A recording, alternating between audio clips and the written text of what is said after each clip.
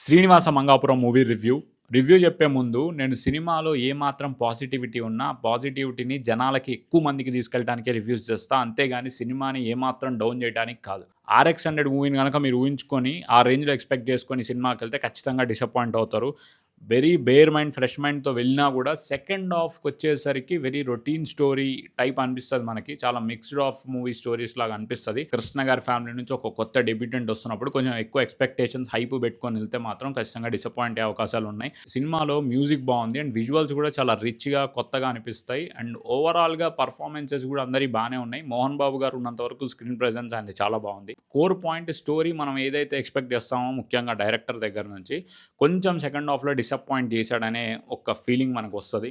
ఒకడికి నచ్చలేదు గదా అని జెప్పి అందరికి నచ్చదు అనేదేం లేదు. మీకు ఖచ్చితంగా నచ్చొచ్చు. మ్యూజిక్ బావుంది అండ్ ఫ్రెష్ ఫీలింగ్ గూడా కొన్ని కొన్ని షాట్స్‌లో అనిపిస్తది. రివ్యూ నచ్చితే లైక్ ఏసుకోండి, షేర్ చేయండి, ఫాలో చేయడం మాత్రం మర్చిపోకండి.